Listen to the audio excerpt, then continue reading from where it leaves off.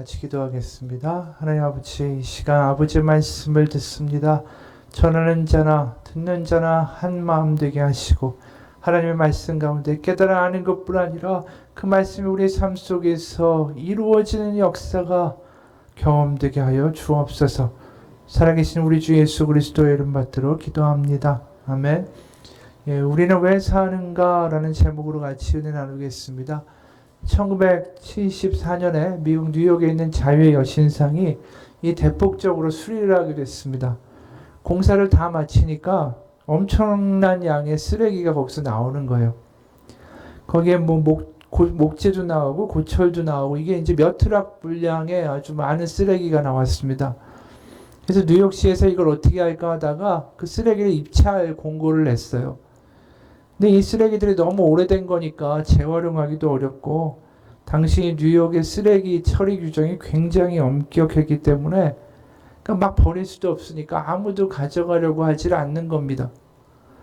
그런데 어떤 유대인이 산처럼 쌓인 이 쓰레기를 가져가겠다라고 계약을 했어요. 이 주변 사람들이 다 비웃는 거죠. 어떻게 해도 손해볼 게 뻔한데 참 바보다. 쓰레기 저러다가 잘못 처리하면 그 환경당국의 그 기소를 받아가지고 감옥에도 갈 수 있는데. 근데 이 유대인이 계약을 하고 마치고 나와가지고 한 게 뭐였냐면 사람들을 고용해서 그 쓰레기를 일일이 다 분리하기 시작했습니다. 그래서 자유의 여신상에서 나오는 폐기물로 뭘 하냐면 기념품을 만들기 시작했어요. 금속은 녹여서 작은 자유의 여신상 모형을 만들고 시멘트 덩어리하고 목재로는 그 여신상의 받침대를 제작을 했습니다. 그리고 쓰레기로 나온 아연과 알루미늄은 뉴욕 광장을 본뜬 그 열쇠고리를 만들었어요. 석회가루도 버리지 않고 색을 칠하는데 다 사용을 했습니다. 그리고 그걸 다 포장해서 기념품으로 팔았어요. 그 결과 그 사람이 그 쓰레기를 팔아서 거두어들인 돈이 350만 달러, 지금으로 이제 38억의 돈을 벌었대요. 74년도니까 지금보다 훨씬 화폐 가치로 큰 금액이겠죠. 이 쓰레기를 사들인 거에 10,000배가 넘는 돈을 벌었어요. 이거 보면서 생각하기 나름이다 라는 생각도 들기도 하고, 여기에 분명 하나의 어떤 진리가 숨겨져 있는 거죠. 그게 뭐냐 하면 쓰레기도 의미가 담기면 가치가 생긴다라는 거예요. 아무리 낡은 물건도 거기에 가치가 있고 어떤 다르게 느껴지려면 의미 부여가 되면 됩니다. 그러니까 인간은 이 모든 것에 의미가 있어야 되는 거예요. 의미를 찾고 거기에 가치를 부여하는 본능을 가지고 있습니다. 그렇기 때문에 내 삶에도 어떤 의미가 있고 내가 존재하는 의미와 가치가 있어야 된다는 걸 생각하지 않으려고 해도 우리가 본능적으로 그걸 나 자신에게 물을 수밖에 없는 존재라는 거죠. 내 인생에도 의미가 뭘까? 이것은 궁극적인 우리의 질문입니다. 어네스트 베커라는 문화인류학자이자 작가가 있어요. 그가 이런 말을 합니다. 인간의 행위의 대부분에는 그 죽음의 공포나 허무감에서 벗어나려는 동기가 숨겨져 있다. 그래서 자신이 죽은 뒤에도 뭔가 영속하는 가치체계인 문화를 만들어냈고 그 문화 속에서 가치 있다라는 존재감과 의미를 느끼고자 발버둥친다. 그러면서 이 사람이 이야기한 게 뭐냐 하면 과거에는 하나님에게 어떤 의미의 자리를 두었다면 이제 더 이상 현대에서는 하나님이 비어버리니까 그 초월자의 자리를 대신해서 이 로맨스라는 게 생겼다라는 거예요. 뭐냐 하면 다른 사람을 사랑함으로써 자신의 가치를, 존재를, 의미를 확인한다라는 거죠. 그러니까 뭔가 자신의 삶이 공허해지고 무의미해지는 그런 거에서 구원해 줄 대상이 하나님 대신에 뭔가 다른 사람이 되어버렸다라는 거예요. 실제로 우리가 보는 드라마의 99%가 보게 되면 다 로맨스 사랑 이야기죠. 다 똑같아요. 1970년대 보는 드라마나 지금이나 다 똑같습니다. 사랑해서는 안 될 것 같은 두 사람이 사랑을 하죠. 대부분의 그 남자의 직함은 실장님이고 최근에는 북한 군인까지 등장했지만 결국은 두 연인이 장벽을 만나고 부모의 반대든 불치병이든 백혈병이든 뭐 그런 반대에 부딪히지만 극복하고 사랑을 이뤄요. 그런데도 그 뻔한 이야기를 보면서 사람들은 거기서 가슴을 졸입니다.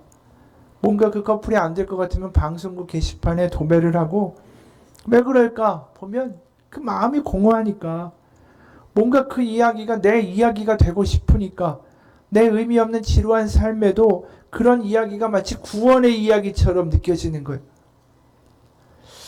이 어니스트 베커라는 아까 말한 이 사람이 그 책에서 이런 이야기도 해요. 모든 인간은 자신이 안전하다는 느낌, 또 자신의 인생에 뭔가 가치가 있다는 느낌을 추구한다. 그래서 인간이 가장 두려워하는 것은 멸종이 아니라 바로 아무런 의미 없이 이 세상에서 죽어버리는 것이다. 그러니까 죽음 앞에 무력하고 자기가 무의미한 인생이 되지 않으려고 하다 보니까 거짓 위안과 거짓 환상이라도 만들어내서 그 존재 의미를 찾고 싶어 한다. 그렇게 주장을 해요. 이게 뭐 그냥 터무니없는 이야기가 아닌 게, 얼마 전에 우리가 대구에서 신천지 사태가 벌어졌잖아요. 많은 분들이 보면서 젊은 애들이 미쳤다, 정신이 나갔다, 어떻게 저렇게 말도 못하고 볼품도 없는 이만이라는 그런 별 볼일 없는 노인을 구세주고 신이고 교주라고 믿으며 헌신할 수 있는가, 미쳤다 그래요. 근데 거기에도 가만히 보다 보면 그 청년들이 자신의 인생의 의미를 찾고자 하는 그 욕구가 그 밑에 숨겨져 있다는 걸 우리가 알게 됩니다. 요즘 청년들한테 무슨 꿈이 있겠어요? 인생의 의미를 찾을 곳이 참 없어요. 너 가진 게 없고 백이 없고 능력이 없고 아는 게 없고 그렇게 무시당하는 그 청년들이 결국 삶의 의미를 어디서 찾냐면 신천지에서 찾은 거예요. 몇 개월 전에 신문 기사에 이런 내용이 있었습니다. 제목이 신천지에서는 안 예뻐도 다 인정받았다. 이 제목이 굉장히 인상적이죠. 내용이 어떠냐면 20대가 신천지에 빠지는 이유 중에 하나가 바로 자기 효능감이다. 문제가 있다고 느껴도 자기 효능감과 인정을 경험한 그 짜릿한 기억 때문에 신천지에서 벗어나기가 힘들다. 전 신천지 교도였던 사람은 이렇게 말한다. 다른 데서는 인정받을 수 없는 것들을 신천지에서는 인정받아요. 여기는 지파별로 필요한 사람들이 다 있어요. 예쁘거나 능력이 뛰어나지 않아도 이 사람을 필요로 하게끔 만들어주는 거예요. 신천지 안에서는 다 인정받는 거죠. 예를 들어서 전도하기 위해서 연극팀을 만들거나 심리 상담소를 만들기도 해요. 그런 본인들이 어떻게든 전도에 도움이 되기 위해 자기 능력을 진짜 다 쏟아 부어요. 그럼 인정받으니까요.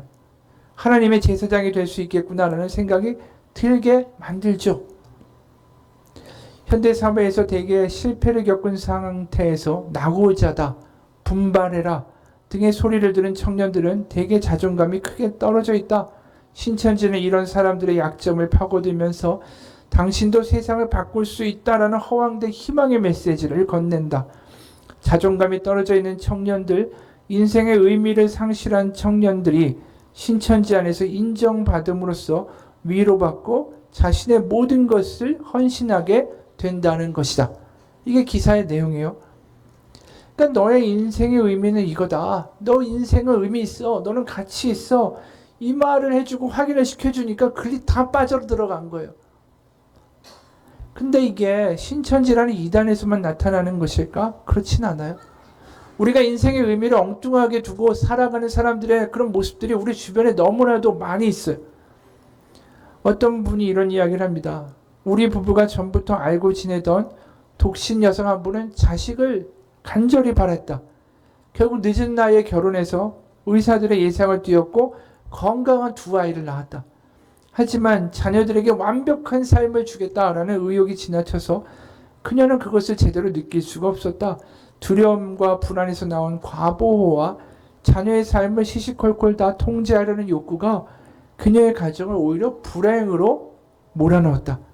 그분의 큰아이는 학교 생활에 적응하지 못하며 심각한 정서 장애를 보였고 둘째 아이는 분노로 들끓었다. 자녀에게 놀라운 삶을 주려는 그녀의 욕심은 오히려 자녀를 망친 것이다.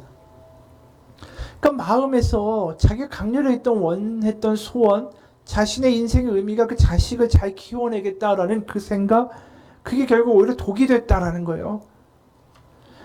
결국 자신의 인생에 의미 없이 되는 것만큼 우리가 두려워하는 게 없어요. 다 그래요. 뭔가 자식이라도 잘 돼서 내가 한 고생과 인생에 대한 뭔가 보람을 찾고 싶고 의미를 찾고 싶고요. 누군가를 사랑해서 내 공허한 삶에서 뭔가 의미를 찾고 싶어 해요. 내 공허함이나 내 불안감이나 이런 데서 구원할 뭔가를 우린 다 찾고 싶어 한다라는 겁니다. 근데 문제는 그런 대상이 오히려 나를 좌절시킨다라는 거죠. 자식을 위해서 모든 수고를 마다하지 않았지만 이제 말도 잘 통하지 않고 무뚝뚝한 자녀들의 모습을 봅니다. 나는 점점 늙어가고 내 인생의 의미는 어디에 있는지 서글퍼져요. 오랜만에 동창회를 가요. 성공한 친구들을 봅니다. 참 고등학교 때는 별 볼 일 없던 친구가 지금 잘 돼 있는 것을 보면서 여전히 난 과거에만 집착하고 쟤 참 못났었는데 라고 이야기할 때 그 과거에 집착하는 자신의 모습이 너무 초라해지는 거죠. 나도 열심히 살았는데 뭔가 내 인생에도 어떤 의미가 있어야 되지 않겠는가? 내가 수고하는 이유, 내가 땀을 흘리는 이유, 내가 이렇게 열심히 살아가는 뭔가 이유를 알아야겠다라는 거죠. 그저 살기 위해서 산다. 그냥 사라지는 거, 그것만큼 인간에게 무의미한 게 없어요. 그렇게 살아갈 수가 없습니다. 우리가 느끼는 그런 공허와 무의미로부터 우리를 구원해 줄 수 있는 것은 하나님밖에 없어요. 사람이나 돈이나 성공이나 이런 것이 우리를 그 자리를, 하나님의 자리를 대체할 수가 없습니다. 사람이나 돈이 나를 구원하고 내 삶의 의미를 부여한다? 그것만큼 착각이 없어요. 뭔가 사람이나 돈이나 성공이 나를 구원한다라고 믿는 순간에 나는 그걸 위해서 거짓말도 할 수 있고요. 남을 짓밟을 수도 있고 속일 수도 있고 빼앗을 수도 있고 누를 수도 있고 아부할 수도 있고 얼마든지 할 수 있어요. 그거 얻으면 되니까. 그럼 막상 그걸 얻으면 다른 사람들한테 과시할 수 있잖아요. 다른 사람들한테 무시당하지 않을 수 있으니까 그거 자체가 의미가 되는 거예요. 내가 무시당하지 않는 게 의미 있는 삶이 되는 거죠. 어떤 사람이 이런 얘기를 했어요. 나는 예전에 자동차 영업사원으로 일했다. 아무리 까다로운 고객을 만난다고 해도 그 사람의 라이프 스타일, 또 예상 가격대, 아이는 몇 명인지, 왜 차가 필요한지 등에 대해서 이야기하다 보면 보통 어떤 차가 좋을지 바로 결론이 난다. 근데 그 고객이 집으로 돌아가기 얼마 전에, 바로 전에 나는 항상 이렇게 이야기했다. 지금 사시려는 차는 완벽합니다. 하지만 2, 3년 지나면 애들도 집을 떠날 거고 수입도 더 나아질 거니까 다른 차가 더 나을 겁니다. 하지만 현재 사시려는 차는 지금으로 볼 때는 완벽합니다. 그렇게 얘기하면 대부분의 고객들은 다음날 와서는 현재는 정말 필요도 없고 돈도 많이 드는 그 차를 사게 된다. 그게 왜 그러겠어요? 다른 사람들이 어떻게 생각할까에 대해서 생각하게 되는 거죠. 남들이 선택하는 걸 나도 선택하고 남이 원하는 걸 나도 원하고 그러면서 무시당하지 않고 그 부류에서 떨어지지 않는 거, 그게 삶의 의미가 돼버릴 때 얼마나 비극이냐라는 거죠. 사람이나 돈이, 성공이 나를 구원하고 내 삶의 의미를 부여할 수가 없습니다. 남에게 뭔가 의존하고 오히려 남의 눈빛이 나를 규정해 나갈 때, 그것 때문에 내 삶의 의미를 부여하고 살 때 나는 남에게 나의 모든 걸 내어주고 사는 거예요. 그러다가 내가 아프거나 내가 가지고 있는 걸 잃게 되면 결국은 그게 얼마나 내 마음 가운데 허무함으로 남겠어요. 근데 결국 내가 아무리 누구를 사랑한다 해도 그게 자식이든 간에 물질이든 간에 결국 그 무엇이든 간에 우리는 반드시 그것 때문에 실망하는 날이 꼭 오게 돼 있어요. 왜냐하면 결국 내 편인 것 같고 변하지 않을 것 같아도 다 변하게 돼 있으니까. 돈이 늘 있을 것 같지만 아니잖아요. 없기도 하고 자식이 늘 품 안의 자식 같죠. 아니잖아요. 떠나면 그만인데. 내가 아무리 사랑하는 사람도 영원할 것 같죠. 헤어지기도 하고요. 또 죽기도 하고요. 질병에 걸리기도 하고요. 영원한 게 어디 있겠어요. 거기다가 의미를 부여하고 그 사람으로부터 뭔가 나의 존재 가치를 찾으려고 하고 뭔가 돈이나 성공으로부터 내가 의미를 찾으려고 하면 결국은 실망하고 좌절하는 날이 반드시 오게 돼 있어요. 오직 변하지 않는 하나님만, 우리는 그분에게서만 의미를 발견할 때 우리가 실망치 않는다라는 거죠. 오늘 본문에서 사도 바울이 자신의 삶의 의미를 그렇게 발견하고 있어요. 그가 복음을 전할 때 굉장히 어려운 일이 많았다라고 하죠. 파선을 경험하기도 하고 돌로 맞기도 하고 채찍질 당하기도 하고 수치와 모욕도 당합니다. 오늘 4절과 5절에 보면 그것을 간단하게 요약해서 이야기합니다.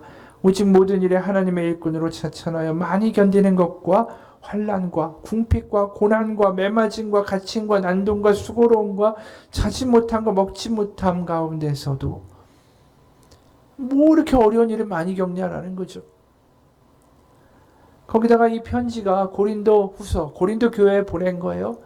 근데 고린도 교회는 그 당시에 사회적으로 성공한 사람들이 굉장히 많았던 교회예요. 그러다 보니까 명색이 사도라는 사람이 대머리에다가 키도 별로 안 크고 매부리 코에 외모도 그렇고 말도 잘 못하고, 거기다가 직업은 뭐였습니까? 텐트 메이커였어요. 장막을 수리하고 고치는 사람. 그러니까 직업도 변변치 않다라는 이유로 이 사람이 사도지만 무시를 하고 있었다라는 거예요. 나는 열심히 하나님의 복음을 전하지만 그들은 나를 수치나 모멸스러운 눈빛으로 바라보는 거예요. 우리가 그 입장에 속하면 어떻겠어요? 난 하나님의 일을 한다고 하는데 무시당하고 창피당하고 무의미한 사람처럼 느껴지게 만들어 버리는데, 그럼 내 삶이 무언가, 이런 생각 사도 바울도 들지 않겠어요? 게다가 고난까지 당하고 어려움도 겪고 있으니까 이 내 삶의 의미가 뭘까? 이런 생각할 수 있지요. 그런데 그는 굉장히 당당해요. 8절 후반부터 10절까지 보게 되면 이 사도 바울이 이야기하는 것에 놀라운 자신감이 있습니다. 우리는 속이는 자 같으나 참되고 무명한 자 같으나 유명한 자요, 죽은 자 같으나 보라 우리가 살아있고 징계를 받는 자 같으나 죽임을 당하지 아니하고 근심하는 자 같으나 항상 기뻐하고 가난한 자 같으나 모든 많은 사람을 부요하게 하고 아무것도 없는 자 같으나 모든 것을 가진 자로다. 이 얼마나 대단해요. 전혀 주눅들지 않아요. 자신의 삶에 대한 확신이 있고요. 자신의 삶의 의미에 대한 분명한 지식이 있어요. 세상의 눈빛과 조롱과 멸시, 고생이 전혀 뚫고 들어오지를 못합니다. 이런 역전의 이야기. 당신들이 어떻게 보든 간에 나는 유명한 자요, 나는 기뻐하는 자요, 나는 부욕해 하는 자요, 난 모든 것을 가진 사람입니다. 이런 게 어디서 나올까라는 거죠. 그것은 그가 삶의 분명한 의미와 목표를 알고 있어서 그래요. 1절에 보면 우리가 하나님과 함께 일하는 자로서 너희를 권하노니 하나님의 은혜를 헛되이 받지 말라. 자기를 뭐라고 규정하죠? 나는 하나님과 함께 일을 한다라고 그래요. 하나님의 일을 내가 같이 하고 있다. 그리고 4절에 뭐라고 합니까? 자신이 모든 일에 하나님의 일꾼으로 살아간다 라고 확신하고 있어요. 그러면 그 하나님의 일은 과연 무엇일까? 그게 2절입니다. 이르시되 내가 은혜 베풀 때에 너희에게 듣고 구원의 날에 너를 도왔다 하셨으니 보라 지금은 은혜 받을 만한 때요, 보라 지금은 구원의 날이로다. 이 2절은 이사야 48장 8절을 인용한 거예요. 이사야를 보게 되면 이렇게 하나님이 구약에서 말씀하셨어요. 세 번역입니다. 주께서 당신의 백성에게 말씀하신다. 너희를 구원할 때가 되면 내가 너희에게 은혜를 베풀겠고 살려달라고 부르짖는 날에는 내가 그 간구를 듣고 너희를 돕겠다. 내가 너희를 지키고 보호하겠으며 너를 지켜서 뭇 백성과 언약을 맺겠다. 너희가 살던 땅이 황무해졌지만은 내가 너희를 다시 너희 땅에 정착시키겠다. 이게 지금 하나님의 약속의 말씀이에요. 바로 은혜를 베풀고 너희를 구원할 때가 왔다. 그 일을 내가 지금 하나님과 함께 하고 있다. 그게 바울의 이야기라는 겁니다. 바로 예수 그리스도를 이 땅에 보내심으로 구원의 역사와 회복의 역사를 하시고 망가진 세상을 다시 새로운 창조로 회복시키고자 하는 하나님의 때 그 일에 내가 쓰임받고 있다는 삶의 의미를 가지고 있어요. 그게 바울의 힘이었습니다. 하나님은 그 일을 반드시 이루실 것이고 하나님은 살아계시고 그분이 그 일을 하고 계시고 너희들이 안 보인다 하고 무시할지라도 나는 그 일을 하고 있고 하나님이 하시는 그 일은 생명을 회복시키고 부욕케 할 것이고 그래서 나는 그 일을 하며 기뻐하는 자고 초라한 자가 되지 아니한다. 그런 삶의 확실한 의미가 사도 바울에게 있었던 거죠. 사도 베드로도 마찬가지예요. 베드로가 뭡니까? 직업이 어부예요. 어부가 뭐 아는 게 있어요? 사람들한테 무시당하기 딱 좋은, 그것도 갈릴리라고 하는 시골 동네 출신의 어부예요. 그가 예수님 쫓아다녔죠. 예수님 십자가에 죽으시고 부활하셨지만 세상에서는 여전히 예수님 십자가에 죽으신 실패한 어떤 반역의 잔당으로 생각해요, 베드로를. 그런데 그가 성전에 들어갑니다. 성전에 누가 있겠어요? 예수님 죽였던 모든 일당들이 다 있어요. 대제사장, 서기관, 율법교사, 바리새인 다 있습니다. 어부고 별 볼 일 없고 세상에서 예수의 잔당이라고 하고 잡아 죽이겠다고 하는데 아무것도 아닌 것 같은 그 베드로가 성전에 담대하게 들어가서 그냥 조용히 있는 게 아니라 성전 미문에 있는 안전뱅이를 일으켜 세웁니다. 기적을 일으켜요. 그러면서 사도행전 3장 6절에 이렇게 얘기해요. 베드로가 이르되 음과 금은 내게 없거니와 내게 있는 이것을 내게 주노니 나사렛 예수 그리스도의 이름으로 일어나 걸으라. 얼마나 놀라운 자신감과 풍요로움과 세상에 줄 수 없는 그 기쁨이 그 사람 안에 있다는 걸 우리가 보게 돼요. 이건 인생의 의미를 알고 있는 사람이 할 수 있는 거예요. 내 인생의 의미가 하나님 예수 그리스도의 구주의 복음을 전하며 그 생명과 회복의 일을 하는 것이다. 바로 그것이 자신의 인생의 의미이기 때문에 그가 흔들리지 않고 성전에 수많은 대적이 있는데도 담대하게 가는 거예요. 우리의 삶이 흔들리는 이유는 한 가지입니다. 우리의 삶이 망가지는 것도 한 가지예요. 내가 술 먹고 망가지고 세상에 나 흥청망청 가게 되는 모든 근거의 기저에는 내 인생이 무의미하다라는 생각이 있어서 그래요. 내 인생이 무가치하고 무의미하고 아무도 날 알아주지 않고 그럴 때 내 인생이 흔들거리는 거예요. 거기서 벗어나는 유일한 길은 내 인생에 정말 참 의미를 아는 겁니다. 내가 왜 이 세상에 태어났고 내가 왜 이렇게 살고 있고 내가 왜 이렇게 이 모습으로 태어났는지 그 의미와 까닭을 알게 될 때 내 인생이 달라질 수 있어요. 근데 그런 참 인생의 의미는 내가 깨어질 때 역설적으로 알게 됩니다. 베드로가 어떤 사람이에요? 베드로가 예수님 쫓아다닐 때 로마를 물리치고 하나님의 왕국, 예수님의 왕국을 세우는 걸 꿈꿨던 사람이에요. 그 꿈이 십자가에서 다 깨졌잖아요. 로마는 물리치긴커녕 로마에 의해서 십자가형을 당하셨으니까. 오히려 그 다 깨졌을 때 거기서 하나님이 자신을 향한 뜻을 알게 됩니다.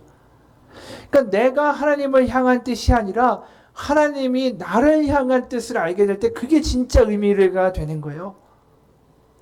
그러니까 진짜 의미는 내가 부여하는 게 아닙니다. 왜냐하면 내가 어떻게 태어났는지, 왜 내가 한국에 태어났는지, 내가 왜 이 부모에게 태어났는지, 내가 왜 외모로 태어났는지, 내가 왜 가난하게 태어났는지 내가 어떻게 알겠어요? 하나님만 아시잖아요. 진정한 의미는 내가 만들어내는 게 아니라 내가 꿈꾸는 게 아니라 하나님이 주는 의미를 받을 때 내가 그때서 알게 돼요. 내가 이렇게 못나게 태어난 것도 의의가 있구나. 내가 이런 가정에 태어난 것도 의미가 있구나. 내가 이렇게 살아가는 건 하나님의 뜻이 있구나. 그럴 때 내 삶이 달라지게 됩니다. 남들이 볼 땐 초라한 것 같죠? 아니야. 내 삶에 하나님의 뜻이 있어. 하나님의 계획이 있고 하나님의 의미가 있어. 그런데 내 삶은 더 이상 쓰레기 같은 삶이 아니에요. 하나님께 의하여 쓰임받는 삶이지. 바로 그것을 발견한 게 사도 베드로고요. 사도 바울도 마찬가지예요. 자신의 꿈이 뭐였어요? 자신이 인생에 부여할 의미가 뭐였어요? 내가 이 유대교를 정말 철저하게 지켜서 저런 이단 같은 기독교인들을 다 죽여버리겠다. 그게 내 인생의 의미고 사명이었어요. 근데 그가 다메섹 길에서 기독교인들 죽이려 가다가 그가 오히려 부활하신 예수님을 만나고 고꾸라지죠. 그러고 나서 인생의 새로운 참 의미를 알게 돼요. 인생이 고꾸라졌을 때, 더 이상 내가 의미가 없다라고 생각했을 때, 내 인생 아무 의미 없고 가치 없다, 끝났다고 생각했을 때, 오히려 그때 하나님이 주시는 참 의미를 우리는 발견하게 됩니다. 어떤 연예인이 이런 얘기를 해요. 공허함은 돈이 있고 없고 인기가 있고 없고의 문제가 아니에요. 인기가 있고 돈이 있으면 채워질 것 같은데 그렇지 않은 거예요. 물론 둘 다 없어도 채워지지 않는 공허함이 있지만 다 있다라고 해도 공허한 거예요. 오히려 내가 원하는 나와 현재의 나의 간격이 더 커져요.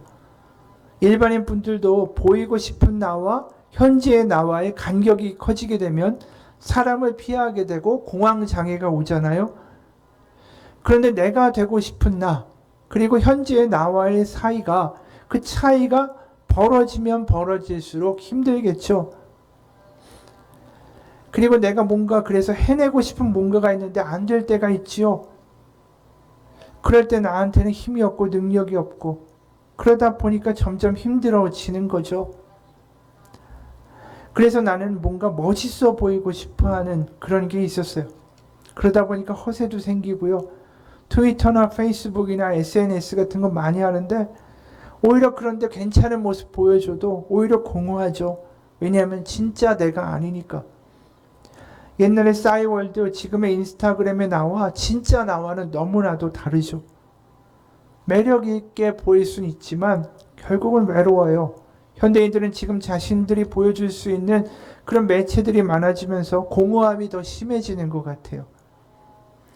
저는 자유롭고 싶었고 세상에 자유로운 사람, 괜찮은 사람처럼 보였고 그러면서 술, 담배를 하고 놀면 놀수록 오히려 문제만 더 드러나고 찝찝하고 허무하고 눈물 나고 외로웠어요.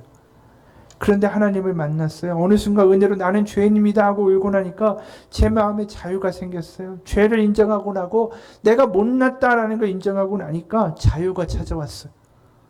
인정하기 싫었죠. 나는 저런 애가 아니었으면 좋겠다라는 모습을 인정하고 주 안에서 자유가 왔어요.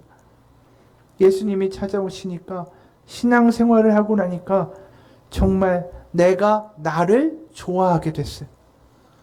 따라잡아야 할 나, 이렇게 돼야 하는 내가 없어졌어요. 그냥 나는 나면 되니까요. 이게 얼마나 놀라운 이야기예요. 인생의 의미를 다른 사람의 눈빛에 두고 산 거예요. 다른 사람들이 기대하는 이러한 내가 돼야 되는데 현재의 나는 거기에 못 미치니까 그런 척을 해야 되고 그런 척 하다 보니까 괴리가 생기고 괴리가 생기다 보니까 허무해지고 그걸 감당할 능력이 없는 거예요. 사람들에 의해서 만들어진 꿈이잖아요. 사람들에 의해서 만들어진 가짜 의미잖아요. 그 의미를 위해서 살아가는 게 얼마나 허무해요. 그런데 그때 뭘 만났습니까? 예수님을 만난 거죠. 예수님이 뭐라고 하시냐면 그 가짜 나의 의미를 두는 게 아니라 그냥 네 자신이 의미가 있다라고 하는 거예요. 하나님은 네가 아름다워서 나에게 의미 있는 게 아니라 네가 뭘 가져서 나에게 의미 있는 게 아니라 네가 잘생겨서 나에게 의미가 있는 게 아니라 네가 똑똑해서 의미가 있는 게 아니라 그냥 네가 나에게 의미가 있다라고 말씀하시는 거예요. 그럴 때 무슨 일이 생겼습니까? 자유가 생겼잖아요. 나여도 괜찮구나. 못나도 괜찮구나. 그러면서 그 하나님을 만났을 때 내 삶의 의미가 달라지는 거예요. 다른 사람들의 눈에 의미를 두는 게 아니라 내가 뭘 가져야 의미를 가지는 게 아니라 다른 사람들에게 인정을 받아야 의미가 있는 게 아니라 다른 사람들에게 눈빛에 춤추는 내가 되는 게 아니라 그냥 못난 나라고 내가 그렇게 인정하기 싫었던 못난 나라고 주님을 만나 그 가운데에 자유를 얻었어요. 그러면서 뭐라고 얘기합니까? 이렇게 살지 않아도 되는 거였구나. 그게 놀라운 거예요. 복음은 그런 거예요. 이렇게 살지 않아도 되는 거였구나. 그게 우리가 복음을 얻은 자의 자유예요. 그러니까 뭐라고 얘기합니까? 사도 바울이. 나는 사람들이 볼 때 이름 없는 사람 같지만 난 유명하고요. 죽은 사람 같으나 살아있고요. 나는 징벌을 받는 사람 같으나 죽임을 당하지 않고요. 근심하는 사람 같으나 항상 기뻐하고요. 가난한 사람 같으나 많은 사람을 부유하게 하고 아무것도 가지지 않은 사람 같으나 모든 것을 가진 사람입니다. 다른 사람들의 이야기가 중요한 게 아니라는 거예요. 내가 하나님 가운데 행복하고 감사하고 기쁘고 살아있고 하나님 가운데 부유하니까 다른 게 아무 문제가 안 된 거죠. 그러면서 내 인생의 의미는 이렇게 내가 만나 하나님, 그렇게 내 안에 풍요로움과 회복과 자유를 주신 하나님을 세상 가운데 선언하고 선포하고 다른 이도 해방시키는 일을 하는 사람이다. 그게 내 삶의 의미다. 그러면서 사도 바울은 이야기하는 겁니다. 그게 놀라운 역전의 비밀이 거기에 있는 거예요. 그럼 우리는 참 의미를 어떻게 발견할까? 지금까지 한 이야기 아니겠어요? 우리가 하나님 안에서 우리를 발견할 때, 우리가 하나님 안에 거할 때 우리는 주 안에서의 내 삶의 의미를 찾을 수 있어요. 그러려면 아까 뭐라고 얘기했죠? 세상이 말하는 의미가 아니라 그냥 네가 어떤 모습이든 네가 어떤 존재든 네가 잘났든 못났든 가지지 않았든 모든 것 상관없이 넌 나에게 의미가 있는 존재다. 내가 너를 사랑한다는 하나님의 음성을 들을 수 있어야죠. 그걸 우리가 어디서 듣겠어요? 하나님께 직접 들을 수도 있겠죠. 성령님이 말씀하시니까. 그리고 뭐가 있을까요? 바로 성경에서 듣는 거예요. 하나님이 나를 향한 의미와 계획과 그 모든 것들이 어디에 있다고 해서 성경 안에 있는 거예요. 아까 사도 바울이 자신의 삶의 의미를 어디서 찾습니까? 구약이잖아요. 이사야 48장에서 보는 거죠. 나는 이 일을 하는 사람이다. 우리가 세상의 이야기와 세상의 말들이 자꾸만 들어올수록 나는 그 기준에 맞춰서 허덕허덕 할 수밖에 없어요. 세상의 목소리가 아니라 하나님의 목소리가 내 안에서 커져야죠. 하나님이 나에게 뭐라고 말씀하시는가? 하나님이 나에게 뭐라고 말씀하길 원하시는가? 그리고 그 이야기가 내 귀에 들리고 내 마음에 믿어질 때에 우리는 우리의 삶을 다르게 살기 시작할 용기가 생기는 거예요. 내가 하다못해 다른 사람의 정말 구박을 받는 일을 하고 허드렛 일을 하고 세상 가운데 낮은 일을 하더라도 내가 하나님 가운데 하나님의 목소리를 들으면 나는 세상의 사람의 종이 아니에요. 하나님의 자녀지. 하나님이 나를 이곳에 보내신 이유가 있다. 하나님이 나를 통해서 살리실 일을 하실 것이다. 나는 부유한 자가 되는 거죠. 그리고 그것은 진짜입니다. 하나님 살아계시기 때문에. 그런 사람이 가정을 바꾸는 거고요. 그런 사람이 일터를 바꾸는 거고 그런 사람들이 교회를 바꾸는 거예요. 아니 가진 게 없는데 뭐 이렇게 기쁘고 즐거우세요? 아니 상황이 이런데 뭐가 그렇게 행복하세요? 그런 얘기를 듣는 사람들이 하나님 안에서 성공한 사람들이에요. 이 심리학에 보게 되면 미러 이펙트라는 게 있어요. 거울 효과. 우리가 가장 많은 이해가 뭐냐면 아이들 있잖아요. 갓난 애기들 보고 우리가 웃어주면 걔도 웃죠. 결국 모방하고 상대방의 얼굴에 자신을 이제 상대방의 얼굴을 따라하는 거예요. 그러면서 배우고 성장하는 거죠. 그래서 그걸 뭐라고 이야기하냐면 우리의 자아라는 건 다른 사람들의 얼굴을 통해서 만들어진다. 이렇게 이야기해요. 바로 나에게 영향력이 가장 큰 사람들의 얼굴을 보면서 그 얼굴에 나를 비춰본다라는 겁니다. 예를 들어서 아내나 남편이 있어요. 근데 아내가 맨날 한심해. 아니 내 친구 남편은 지금 뭐해서 집도 사고 차도 좋은 거 뭐 너는 맨날 이렇게밖에 월급 못 받고 그런 얼굴로 맨날 남편을 바라보면 남편이 어떻게 되겠어요? 그 눈빛과 그 얼굴에 자기를 비춰보는 거예요. 아이들은 누구에게 비춰보죠? 부모한테 비춰보는 거예요. 결국 말을 하든 안 하든 간에 그 얼굴과 표정과 눈빛에 드러난 평가가 그들의 평가가 내 안에 쌓이기 시작하는 겁니다. 그러면서 나를 구속하고요. 내가 나 스스로를 그렇게 정의해버리게 됩니다. 그래서 아까 말한 것처럼 나에게 영향을 많이 주는 사람들의 평가가 모여져서 내가 생각하는 내가 된다라고 이야기해요. 예를 들어 영수하고 철수라는 두 아이가 70점을 맞았어요. 그런데 영수 엄마는 왜 70점이냐? 너 진짜 아빠 닮아서 머리가 나쁘다.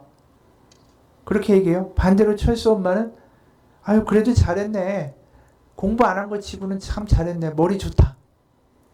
70점이 중요한 게 아니라 사람들의 평가와 얼굴이 그 아이를 정해버리는 거예요. 이제 영수라는 아이는 뭘 하더라도 안 되면 야 내가 머리가 나빠서 그렇구나. 그런데 그 평가가 우리를 제대로 비춰주는 거울일까? 아니라는 거예요. 그 사람들의 기준도 다른 사람들의 기준을 가지고 똑같이 만들어진 거예요. 그러니까 그 장단에 자기를 맞추려고 할 때 비극이 온다라는 거죠. 제가 이 이야기를 하는 이유는 뭐냐면 우리가 우리를 비춰야 되는 것이 다른 사람들의 얼굴이 아니라 하나님의 말씀이라는 거예요. 우리가 성경에 우리를 비춰보고 하나님께 우리를 비춰볼 때 하나님이 나에게 하시는 이야기를 들을 수 있어야죠. 그 소리가 나에게 들리기 시작할 때 내 인생에 세상의 목소리들이 들리지 않아요. 이 성경에 나의 인생에 대한 답이 있고요. 나를 향한 하나님의 이야기가 있고요. 하나님의 목소리가 들어있습니다. 밥 에클라우드라는 목사님이 있는데 이분이 감옥에 갇힌 재소자들한테 성경 공부를 인도했습니다. 창세기 1장 1절 하나도 창세기 모르고 성경도 모르니까 맨 앞부터 보기 시작한 거예요. 창세기 1장 1절과 2절이 이렇게 되어 있습니다. 태초에 하나님이 천지를 창조하시니라. 땅이 온돈하고 공허하며 흑암이 깊음 위에 있고 하나님의 영은 수면 위에 운행하시니라. 이 구절을 이 재수자들하고 같이 읽는 겁니다. 근데 그들이 이것을 읽으면서 이런 고백을 하는 거예요.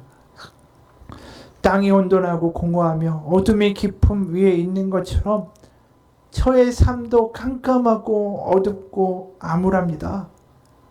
그런데 이걸 읽다가 뭘 발견하냐면 하나님이 천지를 창조하실 때 다 빛만 있고 완벽했던 게 아니라 혼돈과 어둠이 있었다라는 것을 알게 되는 거예요. 그러면서 이들이 이렇게 고백합니다. 창조의 하나님, 그 하나님이 지금 우리의 어둠과 혼돈 가운데서도 빛을 비추어 주실 수 있는 분이십니다. 그런 하나님이 나의 하나님이시고 창세기 말씀대로 하나님의 영이 지금 우리들 위해 계시고 말씀하시고 우리의 삶에 빛을 비추시고 새 창조를 하실 것을 믿습니다. 이렇게 들린다라는 거예요. 창세기의 말씀이 고대의 아주 오래된 이야기가 아니라 그 창세기 1장 1절과 2절의 말씀이 숨 쉬면서 자기들한테 이야기하는 거라는 거예요. 그러면서 자신의 삶의 의미가 깨달아진 거예요. 우리가 하나님의 말씀을 읽을 때 그게 내 안에서 울릴 때 우리는 세상을 이길 수 있는 사람이 됩니다. 못났다고 해도 아니야 나 못나지 않았어. 너 아니야 나 부유한 자야. 너 별 볼 일 아니야 나 하나님 가운데 소중한 자야. 그게 지금 바울이 이야기하고 있는 그 이야기입니다. 우리가 하나님의 말씀에 우리를 비추어 보기 원합니다. 세상의 장단이 아니라 다른 사람의 얼굴이 아니라 세상의 이야기가 아니라 우리의 구원과 우리의 의미와 우리의 가치는 하나님으로부터 나오는 거예요. 하나님이 말씀하시는 그 의미를 우리가 들으며 살아가기 원합니다. 성경에 내가 이렇게 태어난 이유, 내가 이렇게 살아가는 이 상황에 놓인 이유, 그리고 하나님이 나를 어떻게 인도해 가실 것인가에 하나님이 나를 향한 계획이 이 성경 가운데 있어요. 하나님이 우리를 만드셨고 우리를 잘하시며 나를 있는 그대로 사랑하시고 만드신 분이기 때문입니다. 하나님이 나의 모든 걸 아시고 나의 체질을 아시며 나를 나보다 더 잘 알고 계십니다. 바로 우리가 시작된 것 하나님이잖아요. 우리의 인생도 하나님 안에 있고요. 우리가 죽으면 돌아갈 곳도 하나님 앞입니다. 우리의 삶의 이야기는 다 하나님 안에 있어요. 우리가 그것을 잊고 살 뿐이죠. 이제 우리의 삶의 의미를 하나님 말씀 가운데 두고 하나님 가운데 승리하는 부요한 하루하루를 사시기를 주님의 이름으로 축원합니다. 기도하겠습니다. 하나님 아버지, 인생은 사라지는 게 아닙니다. 의미 없이 살아갈 수 없습니다. 인생은 버티는 것이 아닙니다. 내 인간의 능력으로 할 수 없기 때문입니다. 내 삶의 의미는 나를 만드시고 나를 창조하시고 지금도 나를 바라보시고 결국 우리가 돌아가 하나님 나라 모든 것을 주관하시는 하나님 가운데 우리의 삶의 의미가 있습니다. 사도 바울이 이야기한 것처럼 나는 가난한 것처럼 보이지만 가난한 자가 아닙니다. 나는 부유한 자입니다. 나는 모든 것을 가진 자입니다. 나는 초라해 보이지만 그렇지 않습니다. 하나님 가운데 생명을 주는 사람입니다. 그 삶의 의미를 알고 하나님 가운데 다시 한번 시작할 수 있는 하나님의 자녀로서의 복과 권세를 경험하는 우리가 되게 도와주옵소서. 세상의 이야기에 흔들리는 것이 아니라 하나님의 말씀 가운데 그 말씀이 살아 숨쉬며 나를 지배하고 나에게 믿어지고 나에게 말씀하셔서 내가 그 말씀 가운데 하나님의 자녀로 살아가는 복된 하루하루를 하나님 허락하여 주시옵소서. 살아계신 우리 주 예수 그리스도의 이름 받들어 기도합니다. 아멘. 우리 같이